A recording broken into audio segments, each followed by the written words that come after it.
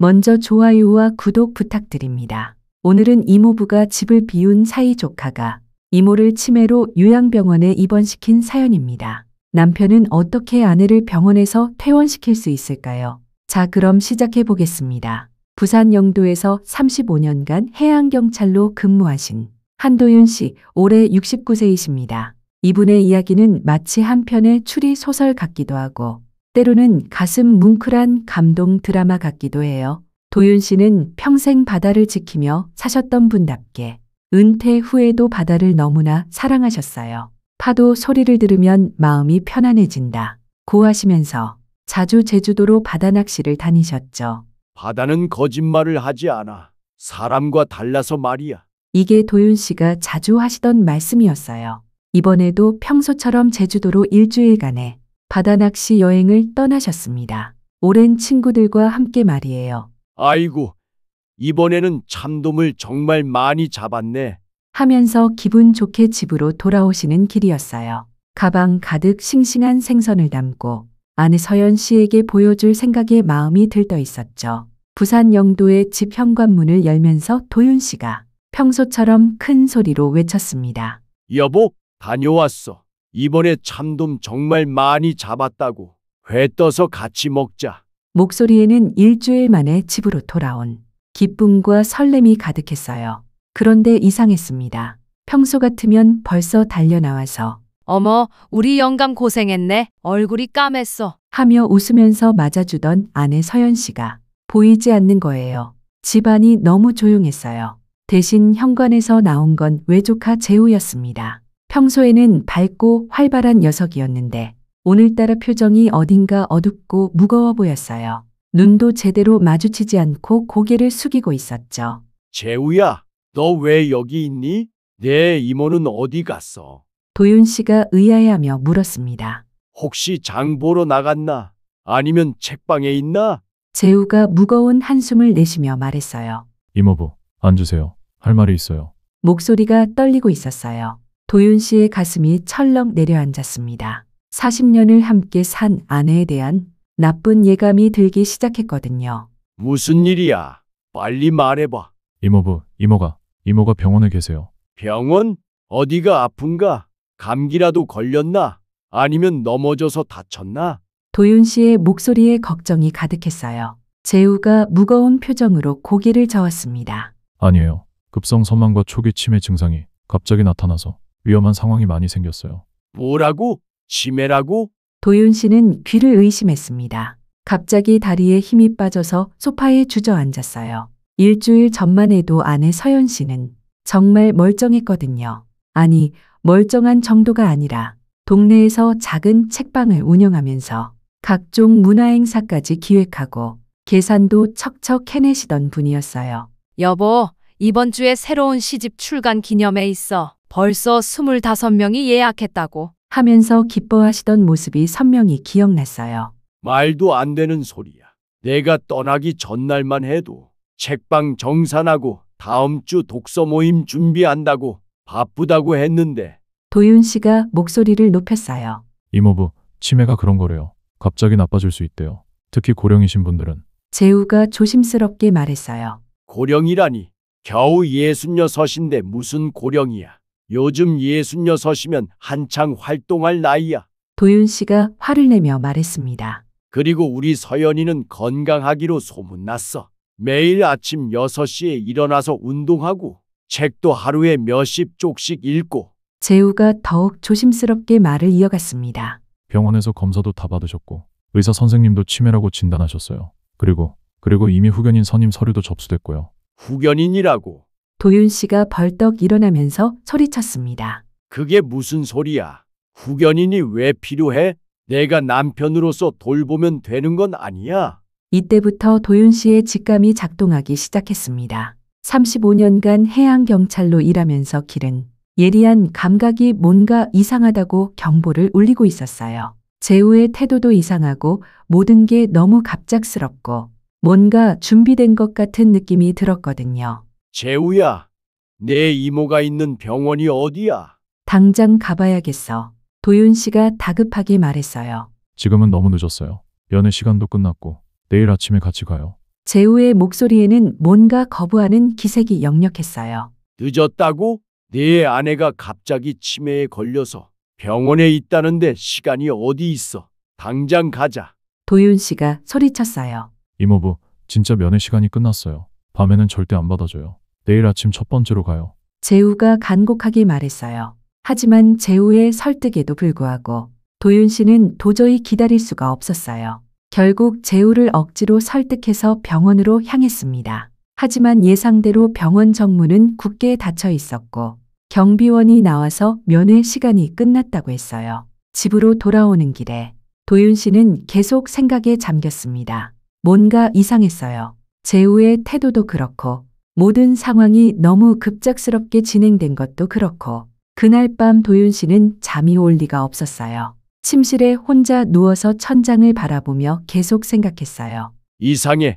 정말 이상해. 서연이가 치매라고? 일주일 전만 해도 책방 매출을 엑셀로 정리하고 다음 달 작가와의 만남 행사 기획서까지 완벽하게 만들어 놨는데 아내의 모습을 하나하나 떠올렸습니다. 여보, 이번 달 책방 매출이 작년 같은 달보다 15% 늘었어. 독서 모임 덕분인 것 같아. 하면서 기뻐하던 모습이 선명했어요. 그리고 다음 주에 새로 출간되는 시집 작가님이 오신다고. 30명 정도 예약받았으니까 다과 준비해야겠어. 케이크는 우리 단골 빵집에서 주문하고 차는 특별한 걸로 준비해야지. 하면서 꼼꼼하게 메모하던 모습도 기억났죠. 이런 분이 일주일 만에 갑자기 치매에 걸릴 수 있을까요? 더군다나 후견인까지 필요할 정도로 심각한 상태가 될 수 있을까요? 도윤 씨의 의심이 점점 커져갔습니다. 새벽까지 뒤척이다가 겨우 잠이 들었는데 아침 일찍 재우가 깨웠어요. 이모부, 일어나세요. 병원 가야죠. 서둘러 준비를 하고 재우와 함께 병원으로 향했습니다. 부산 외곽에 있는 민간 요양병원이었어요. 차로 1시간 정도 걸리는 곳이었죠. 왜 이렇게 멀리 있는 병원에? 도윤 씨가 중얼거렸어요. 여기가 치매 전문 병원이래요. 시설도 좋고. 재우가 대답했어요. 병원에 도착해서 면회실로 들어갔을 때 도윤 씨는 큰 충격을 받았습니다. 평소 단정하고 활기차던 아내가 병원복을 입고 멍하니 앉아 있었거든요. 얼굴도 많이 수척해져 있었고 눈빛도 흐릿해 보였어요. 여보, 나야. 도윤 씨가 다가가며 부드럽게 말했습니다. 40년을 함께 산 아내를 보는 마음이 너무 아팠어요. 서연 씨가 고개를 들더니 잠깐 멍한 표정을 지었어요. 누구세요? 목소리도 힘이 없었어요. 도윤 씨의 가슴이 무너지는 것 같았습니다. 40년을 함께 산 남편을 알아보지 못한다니. 여보, 나야. 네 남편 도윤이야. 제주도 갔다 왔어. 참도 많이 잡아왔다고.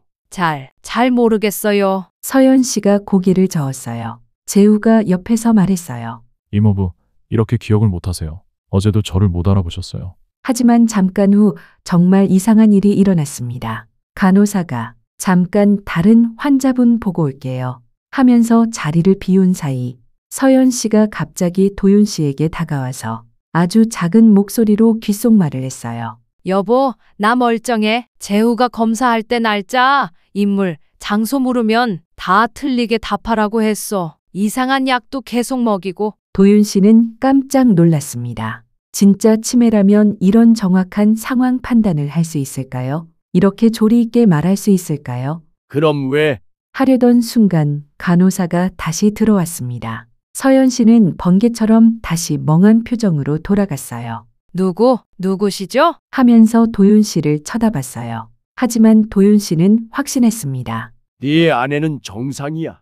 뭔가 큰 음모가 있어. 그리고 재우가 그 음모의 중심에 있어. 병원을 나온 후 도윤 씨는 재우에게 물었어요. 재우야, 솔직히 말해라. 정말 내 이모가 치매에 걸린 거야? 아니면 다른 이유가 있는 거야? 이모부, 무슨 말씀이세요? 의사 선생님이 진단하신 건데요. 재우가 어색하게 웃으며 대답했어요. 그럼 왜 내 이모가 나한테 이상한 말을 했지? 검사할 때 틀리게 답하라고 했다면서? 재우의 얼굴이 순간 굳었어요. 그게 치매 증상 아닌가요? 헛소리하고 그러는 거. 40년을 함께 산 내 아내가 헛소리하는 건지 진짜 말하는 건지 내가 모를 것 같나? 도윤 씨의 목소리에 분노가 섞여 있었어요. 재우는 더 이상 대답하지 않았습니다. 그저 어색한 표정으로 다른 얘기로 화제를 돌리려고 했죠. 집에 돌아온 도윤 씨는 본격적인 조사에 나섰습니다. 35년간 해양경찰로 일한 경험이 빛을 발하기 시작했어요. 이것도 일종의 수사야. 진실을 찾아내야 해. 먼저 병원에 전화해서 접수 서류를 확인해 달라고 했습니다. 환자의 남편이라는 신분을 밝히고 공식적으로 서류 열람을 요청했어요. 그런데 서류를 확인하던 중 이상한 점을 발견했어요. 서연 씨 명의의 전자서명 위임장이 있었는데 평소 아내가 사용하던 2단계 인증과 지문 인식이 빠져 있었던 거예요. 이상하네. 우리 서연이는 인터넷 뱅킹할 때도 보안에 그렇게 신경 쓰는데 이런 중요한 서류에 간단한 서명만 했다고? 말이 안 되잖아. 더 이상한 건 후견 신청 사유서였습니다. 책방 경영 악화 때문에 정신적 스트레스를 받아서 치매가 왔다고 적혀 있었어요. 경영 악화라고? 도윤 씨는 집으로 돌아가서 아내의 통장과 책방 정산 기록을 샅샅이 확인했습니다. 놀랍게도 최근 몇 달간 책방은 계속 흑자였어요. 특히 문화행사와 독서 모임 덕분에 매출이 꾸준히 늘고 있었죠. 심지어 지난달에는 월 매출이 300만 원을 넘어서 기뻐하던 기억도 났어요. 이건 완전히 거짓 정보잖아. 경영 악화는 무슨? 오히려 매출이 늘어나고 있는데. 통장을 더 자세히 살펴보니 또 다른 이상한 점을 발견했어요. 영길 씨가 제주도 여행을 떠나기 하루 전에 큰 돈이 움직인 흔적이 있었던 거예요. 그런데 그 돈의 행방을 확인해 보니 그때 도윤 씨는 중요한 사실을 깨달았습니다. 책방이 있는 건물은 서연 씨가 친정에서 상속받은 단독주택을 리모델링한 거였어요. 지금은 1층은 책방으로 2층은 문화공간으로 운영하고 있었죠. 만약 후견인 제도가 성립되면 재우가 관리인이 되어서 그 건물에 임대료와 운영권을 모두 가져갈 수 있다는 뜻이었어요. 그 건물의 가치가 대략 15억 원 정도 되는데 월세 수입도 상당했거든요. 그래. 이제 재우의 속셈이 보이기 시작하네. 돈 때문이구나. 도윤 씨는 더 깊이 파고들기 시작했습니다. 먼저 구청에 있는 치매안심센터 담당자를 만났어요. 안녕하세요. 저희 아내가 갑자기 치매 진단을 받았는데 뭔가 이상해서 상담받고 싶습니다. 담당자가 자세한 이야기를 듣더니 고개를 끄덕였어요. 이런 사례가 요즘 정말 많이 늘고 있어요. 가족이 어르신의 재산을 노리고 허위로 치매 진단을 받게 하는 경우가요. 그런 일이 정말 있나요? 네, 안타깝게도 많이 있어요. 특히 부동산이나 상당한 재산을 가진 어르신들이 표적이 되죠. 가짜 증상을 연기하게 하거나 진정제를 과다하게 투여해서 검사 결과를 조작하는 경우도 있어요. 도윤 씨는 노인보호 전 탐경찰관과도 만났어요. 그분도 비슷한 말씀을 하셨어요. 요즘 이런 사기가 정말 교묘해졌어요. 가족 간의 일이라서 외부에서 개입하기도 어렵고 피해자인 어르신도 가족을 의심하지 않으니까 당하기 쉽죠. 도윤 씨는 정식으로 의료사회복지 기록 열람 신청을 하고 후견 신청에 대한 이의 제기도 접수했습니다. 동시에 증거 수집을 위해 책방으로 갔어요. 서연 씨가 운영하던 바람개비 책방은 동네에서 유명한 문화공간이었어요. 매주 독서 모임도 열리고 한 달에 한 번씩은 작가와의 만남도 있었죠. 책방 안을 살펴보니 서연 씨가 정상적으로 생활하고 있었다는 증거들이 가득했어요. CCTV 영상을 확인해 보니 제주도 여행 떠나기 전날까지도 정정하게 손님들을 응대하고 계산도 정확하게 하고 있었어요. 문화행사 일정표도 다음 달까지 빼곡히 계획되어 있었고 서연 씨가 직접 교정한 책 광고들도 발견했어요. 빨간 펜으로 꼼꼼히 교정한 흔적이 역력했죠. 이런 사람이 어떻게 갑자기 치매에 걸려? 책방 단골 손님들에게도 물어봤어요. 모든 분들이 입을 모아 말했어요. 서연 씨, 그분이 치매라고요? 말도 안 돼요. 지난주까지도 멀쩡하셨는데. 오히려 우리보다 기억력이 더 좋으셨어요. 맞아요. 책 제목이며 작가 이름이며 다 기억하시고 계산도 정확하게 하셔서 우리가 감탄했는데. 그런데 결정적인 증거를 발견한 건 정말 우연한 기회였습니다. 책방 사무실에서 작은 녹음기를 발견한 거예요. 서연 씨가 문화행사 기획회의를 녹음해 둔 것이었는데 혹시나 해서 들어봤어요. 처음에는 독서 모임 회의 내용들이 나왔어요. 서연 씨가 또렷한 목소리로 다음 달에는 젊은 시인을 초대해서 시 낭송회를 해봐요. 하는 소리가 들렸죠. 그런데 계속 들어보니 뒤쪽에 이상한 대화가 녹음되어 있었어요. 재우가 누군가와 통화하는 내용이었죠. 후견인만 나오면 대출 실행할 수 있죠. 재우의 목소리였어요. 네, 담보로 잡힐 부동산이 확실하니까 문제 없습니다. 15억 정도 감정가 나올 건물이면 10억까지도 대출 가능해요. 상대방의 목소리도 들렸어요. 그럼 이모가 치매 판정만 확실히 받으면 되는 거죠? 네. 후견인 선임되면 바로 진행할게요. 우리 병원에서 진단서도 확실히 써드릴 테니까 걱정 마세요. 도윤 씨는 분노가 치밀어 올랐습니다. 이 녀석이 정말로 네 아내를 이용해서 돈을 벌려고 한 거구나. 녹음 내용은 더 있었어요. 그런데 이모부가 의심하면 어떡하죠? 괜찮아요. 어차피 치매 진단서는 나왔고 후견인 신청도 접수했으니까 조금만 더 참고 기다리면 돼요. 약은 계속 먹여야 하는 거죠? 네, 하루 3번씩 꼬박꼬박. 그래야 멍한 상태가 유지돼요. 모든 진실이 드러났습니다. 재우가 병원과 짜고서 서연 씨에게 정신을 흐리게 하는 약을 먹이고 가짜 치매 진단을 받게 한 거였어요. 도윤 씨는 즉시 이 녹음 파일을 복사해서 안전한 곳에 보관했어요. 그리고 더 많은 증거를 찾기 위해 계속 조사했습니다. 병원 기록을 더 자세히 살펴보니 또 다른 이상한 점을 발견했어요. 신경심리검사 당일 기록을 보니 진정제 투여 시간이 이상했던 거예요. 처방 전에는 아침 식후 일으라고 되어 있는데 실제로는 검사 직전에 평소보다 3배 많은 양이 투여되어 있었죠. 이거 완전히 의도적으로 검사 결과를 조작한 거잖아. 도윤 씨는 이 모든 증거를 정리해서 법원에 정식으로 이의 신청을 했어요. 그리고 변호사와 상담도 받았습니다. 변호사가 말했어요. 증거가 아주 확실하네요. 이 정도면 후견 신청 취소는 물론이고 사기 혐의로도 고발할 수 있을 것 같아요. 정말요? 그럼 저희 아내를 구할 수 있는 건가요? 네, 충분히 가능해요. 법원에서 재검사를 명령할 가능성이 높아요. 한편으로는 서연 씨를 병원에서 빼내기 위한 노력도 계속했어요. 매일 면회를 가서 아내의 상태를 확인했죠. 서연 씨는 간병사나 의료진이 없을 때는 비교적 정상적인 모습을 보였어요. 여보, 빨리 나를 여기서 꺼내줘. 이상한 약 계속 먹이고 있어. 하면서 간곡히 부탁했죠. 조금만 더 참아. 곧 해결될 거야. 도윤 씨가 아내의 손을 꼭 잡으며 말했어요. 그런데 재우도 가만히 있지 않았어요. 도윤 씨의 움직임을 눈치채고 더 적극적으로 나서기 시작했죠. 이모부, 이모 상태가 더 나빠지고 있대요. 의사 선생님이 장기 입원이 필요하다고 하시네요. 재우가 심각한 표정으로 말했어요. 장기 입원이라고? 뭔 소리야? 치매가 진행되고 있어서 집에서 돌보기는 힘들 것 같대요. 전문적인 치료가 필요하다고. 도윤 씨는 재우의 속셈을 알고 있었기 때문에 더욱 화가 났어요. 절대 안 돼.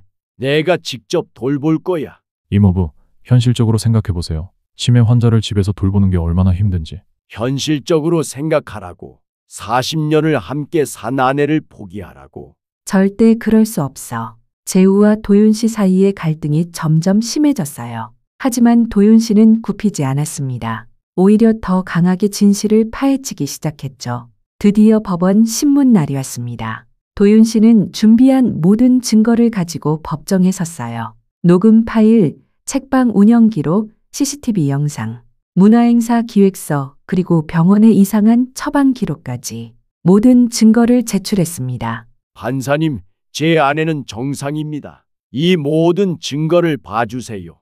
도윤 씨의 목소리에는 간절함이 가득했어요. 판사가 증거들을 하나하나 살펴봤어요. 특히 재우와 병원 코디네이터의 통화 녹음을 들을 때는 표정이 심각해졌죠. 이것은 명백한 사기 행위로 보입니다. 피후견인의 재검사가 필요할 것 같습니다. 법원에서는 독립적인 평가자를 보내서 서연 씨를 다시 검사하기로 했어요. 이번에는 이상한 약물 없이 정상적인 환경에서 말이죠. 재검사 당일 도윤 씨도 참관할 수 있었어요. 서연 씨는 며칠 동안 이상한 약을 끊은 상태였기 때문에 훨씬 맑은 정신을 보였어요. 성함이 어떻게 되세요? 평가자가 물었어요. 김서연입니다. 또렷한 목소리로 대답했어요. 오늘이 몇 월 며칠인지 아세요? 11월 23일입니다. 정확한 답변이었어요. 현재 계신 곳이 어디인지 아세요? 치매병원이고 부산 외곽에 있는 요양병원입니다. 평가자가 더 복잡한 질문들을 했어요. 간단한 계산 문제, 단어 기억하기, 그림 그리기 등등.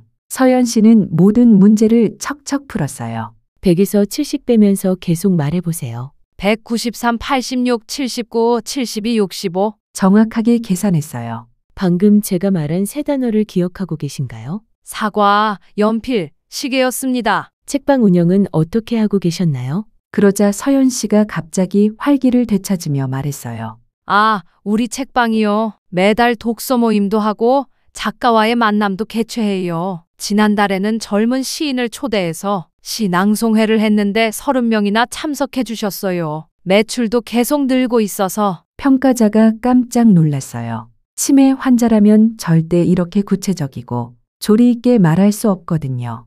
결과는 놀라웠습니다. 인지기능 검사에서 30점 만점에 28점을 받았고 정신상태 검사도 모두 정상 범위였어요. 이전 검사와는 완전히 다른 결과였죠. 이상하네요. 이전 검사 결과와 너무 다릅니다. 평가자가 고개를 갸우뚱했어요. 도윤 씨가 말했어요. 이전에는 이상한 약물을 투여받은 상태에서 검사를 받았거든요. 지금이 진짜 제 아내의 모습입니다. 재우는 당황한 기색이 역력했어요. 그럴 리가 없는데. 의사 선생님이 분명히 치매라고. 하지만 증거는 명백했어요. 서연 씨는 정상이었고 모든 것이 조작된 것이 드러났죠. 법원은 후견 신청을 즉시 기각했습니다. 그리고 재우와 관련 병원 직원들에 대한 조사도 시작되었어요. 이것은 명백한 사기이며 노인 학대에 해당합니다. 관련자 모두 처벌받아야 할 것입니다. 판사가 엄중하게 말했어요. 요양병원에서도 공식 사과를 했어요. 환자의 상태를 정확히 파악하지 못하고 부당한 치료를 한 점 사과드립니다. 병원장이 직접 사과문을 발표했죠. 코디네이터는 의료법 위반으로 자격 정지 처분을 받았고 관련 의사도 조사를 받게 되었어요. 서연 씨는 드디어 병원에서 나올 수 있었어요. 도윤 씨가 아내를 맞으러 갔을 때 서연 씨는 눈물을 흘렸어요. 여보, 정말 고마워. 당신이 아니었다면 어떻게 됐을지 몰라. 서연 씨가 도윤 씨의 손을 꼭 잡으며 말했어요. 뭘 당연한 거지. 40년을 함께 산 아내를 내가 못 알아볼 까닭이 어디 있어. 도윤 씨도 눈시울이 붉어졌어요. 집으로 돌아오는 길에 서연 씨가 말했어요. 그런데 재우가 왜 이런 짓을 했을까? 그래도 조카인데. 돈 때문이야. 우리 책방 건물을 노린 거였어. 내가 치매에 걸렸다고 하면서 후견인이 되어서 그 건물로 대출을 받으려고 했던 거야. 그렇게까지. 서연 씨가 한숨을 쉬었어요. 집에 도착하자 모든 게 예전 같았어요. 책방도 동네도 모든 것이 그대로였어요. 하지만 이 경험을 통해서 두 사람은 많은 것을 깨달았죠. 재우는 결국 사문서 위조방조와 의료법 위반으로 벌금 500만 원과 사회봉사 200시간 명령을 받았습니다. 그리고 서연 씨에게 정신적 피해와 운영 방해에 대한 손해배상으로 1천만 원을 지급해야 했어요. 사실 돈이 문제가 아니야. 가족을 이렇게 속였다는 게 너무 실망스러워. 서연 씨가 말했어요. 하지만 도윤 씨 부부는 이 일을 계기로 더 의미 있는 일을 시작하기로 했어요. 책방을 새롭게 단장하고 이름도 어른의 항해일지로 바꿨어요. 바다를 평생 지켜온 도윤 씨와 책을 사랑하는 서연 씨가 함께 만든 특별한 공간이 되었죠. 이곳에서는 매주 토요일마다 어르신들을 위한 특별한 상담이 열립니다. 바로 부당한 후견제도와 강제 요양원 입소에 관한 상담이에요. 도윤 씨의 경험을 바탕으로 비슷한 어려움을 겪는 어르신들을 도와드리는 거죠. 어르신들, 절대 포기하지 마세요. 우리에게는 권리가 있습니다. 그 권리를 지키기 위해서는 정확한 정보와 확실한 증거가 필요해요. 도윤 씨가 상담할 때마다 강조하는 말이에요. 첫 번째 상담자는 75세 박할머니였어요. 우리 아들이 치매라면서 요양원에 보내려고 해요. 그런데 난 멀쩡한데 말이에요. 도윤 씨가 자세히 이야기를 들어보니 정말로 서연 씨와 비슷한 상황이었어요. 아들이 어머니의 아파트를 노리고 가짜 치매 진단을 받게 하려는 것이었죠. 할머니, 평소 생활하시는 모습을 사진이나 영상으로 남겨두세요. 그리고 가능하면 녹음도 해두시고요. 나중에 중요한 증거가 될 수 있어요. 서연 씨도 조언했어요. 그리고 병원 검사 받으실 때는 반드시 가족 말고 다른 분이 함께 가세요. 혼자 가시면 안 됩니다. 박 할머니는 도윤 씨 부부의 도움으로 결국 문제를 해결할 수 있었어요. 두 번째 상담자는 78세 김할아버지였어요. 며느리가 내 통장을 빼앗고 용돈도 주지 않아요. 치매라면서 요양원에 보내려고 하고요.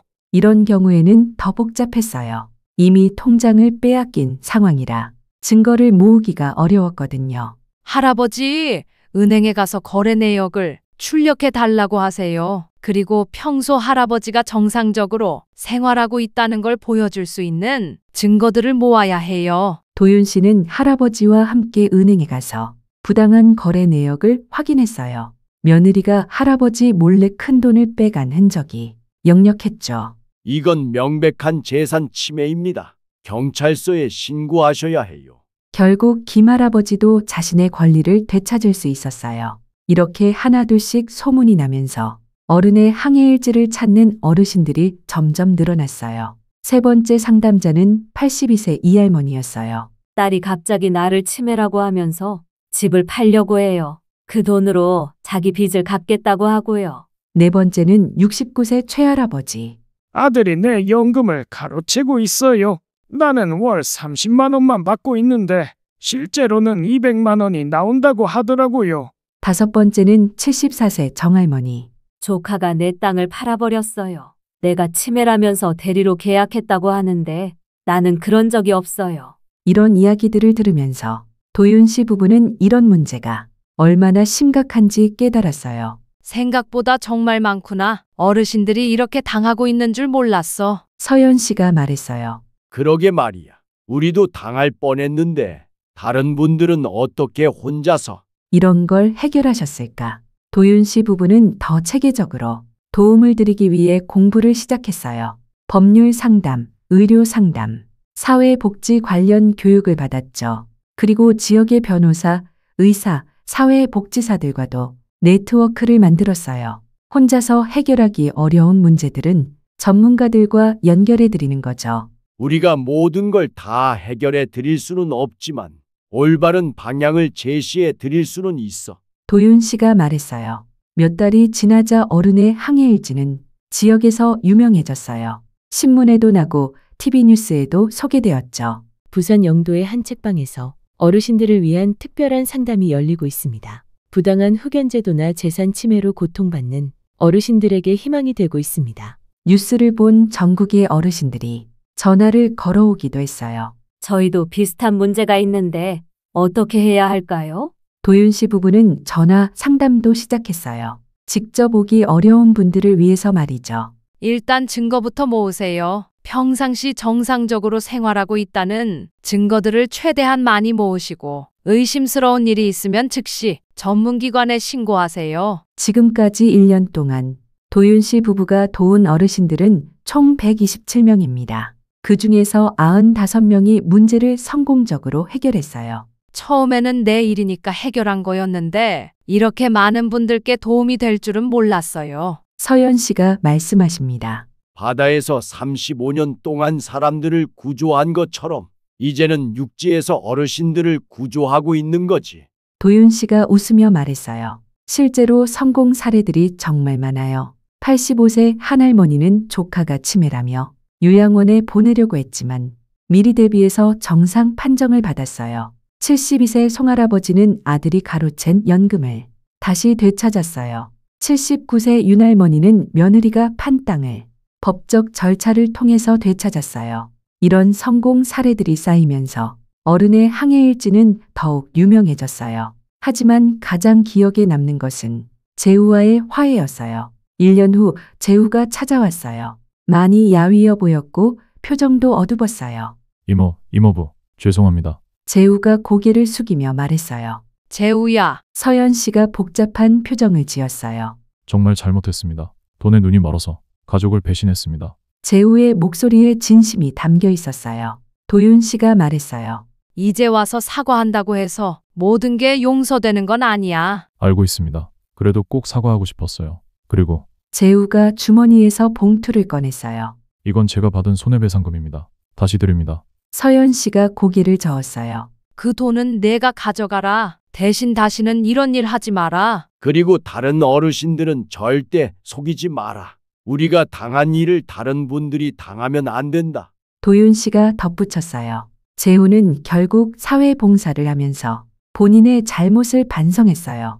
그리고 지금은 다른 일을 하면서 성실하게 살고 있답니다. 이제 도윤 씨 부부의 하루는 정말 바빠요. 오전에는 책방 운영을 하고 오후에는 어르신들 상담을 해드리고 저녁에는 관련 공부를 하죠. 우리가 평생 바다를 지켜온 것처럼 이제는 우리 동네 어르신들의 인생 항해를 지켜드리는 거야. 도윤 씨가 웃으며 말합니다. 처음에는 힘들었는데 지금은 정말 보람을 느껴요. 어르신들이 문제를 해결하고 기뻐하시는 모습을 보면 우리도 행복해져요. 도윤 씨와 서연 씨는 오늘도 어르신들의 든든한 항해사가 되어 드리고 있답니다. 감사합니다.